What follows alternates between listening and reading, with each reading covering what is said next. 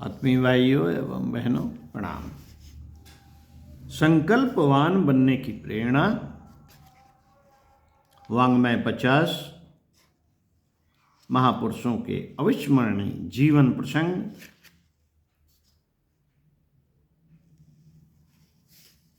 पृष्ठ 56 महात्मा बुद्ध के अविस्मरणीय कथा प्रसंग पढ़कर सुनाते हैं संकल्प लेखक पंडित श्री राम शर्मा आचार्य। आइए पढ़कर सुनाते हैं संकल्पवान बनने की प्रेरणा।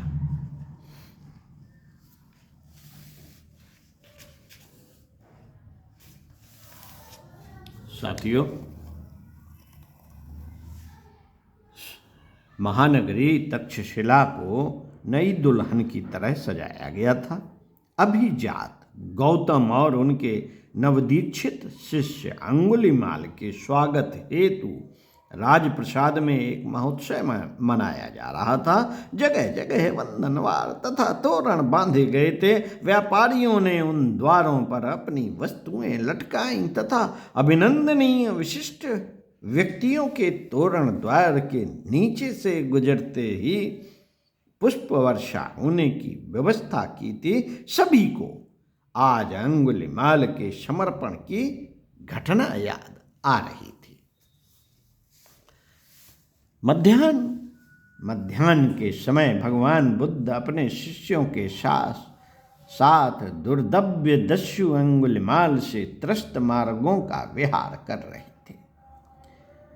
कर रहे थे कि उस दस्यु ने उन्हें रोक लिया। घुटे हुए सिर और शांत संन्यास के आत्म तेज से दीप्त मुखमंडल को देखकर अंगुलीमाल ठिठक गया।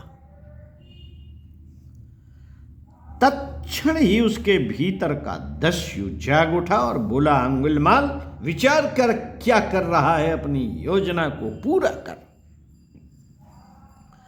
अय बिच्छू, अंगुलीमाल कड़क कर बोला, अपने परमेश्वर को याद कर ले, तेरी मृत्यु निकट है। तुम कौन हो वत्स? भगवान बुद्ध ने प्रश्न किया। मुझे सारी दुनिया जानती है, फिर भी तुम्हारे लिए मेरा परिचय आवश्यक है, तो जान लो मैं अंगुलीमाल हूं। मैंने 1000 लोगों की उंगलियां काट कर उनकी माला पहनने का निश्चय किया है। इसी कारण तुम्हें भी मृत्यु का वर्ण करना पड़ेगा।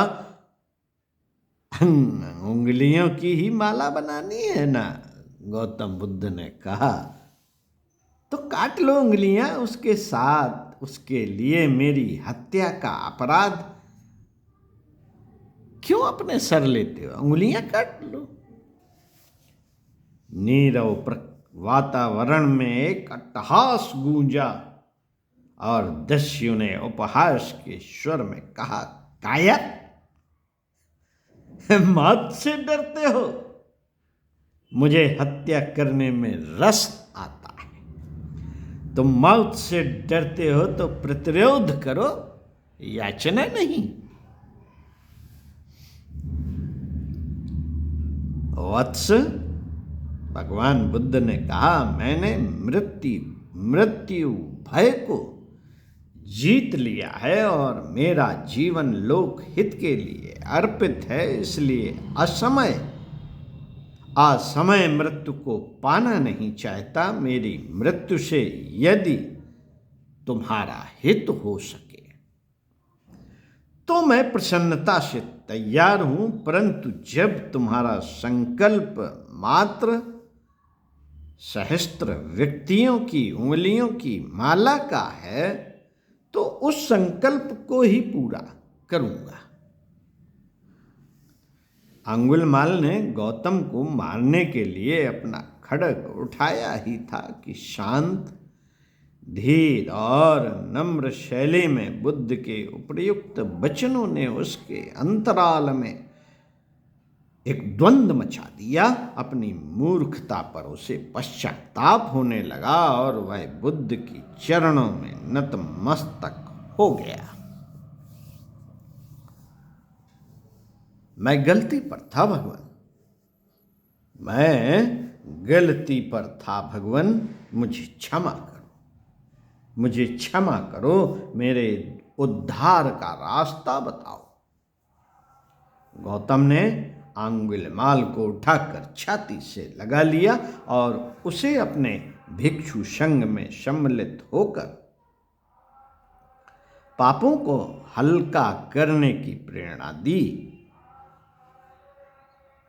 जिस अनुपात में ईश्वरीय विधान का उल्लंघन हुआ है, उसी अनुपात में सत्प्रवृत्तियों के अभिवर्धन की चेष्टा करना सच्चा प्रायश्चित है। भगवान बुद्ध की ऐसी मान्यता थी।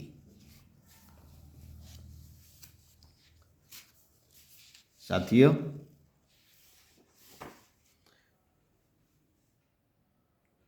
तक्षशिला में इस हृदय परिवर्तन की चतुर्दिक चर्चा थी। एक भयानक नरपशु, एक भयानक नरपशु के नर नारायण में परिणत का उल्लास था। राजप्रसाद में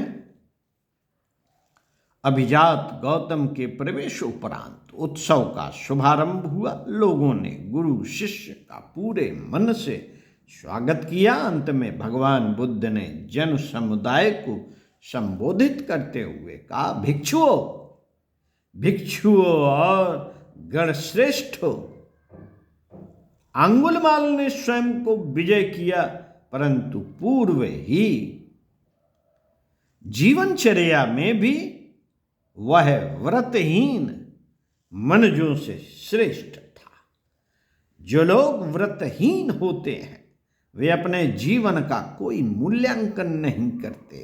एक सहस्त्र नर उंगलियों की माला निर्मित करने का संकल्प अमानवीय भले ही हो,